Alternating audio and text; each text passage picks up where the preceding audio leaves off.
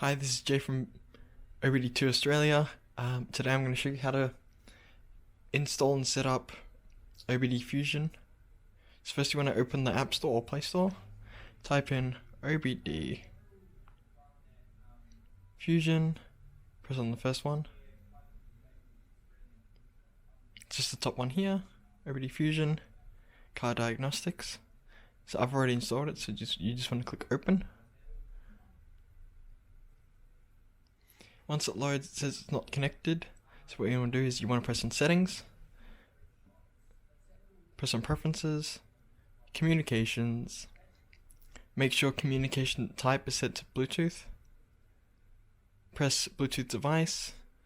Select your device. So in this case it would be OBD-AUS. Go back to the start by pressing the back button, and then press Connect. And then it should open communication and connect.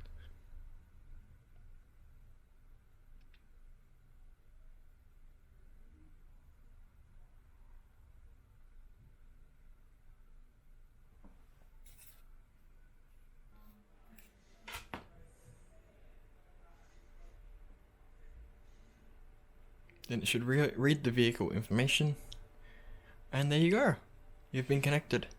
So from here you can open the dashboard,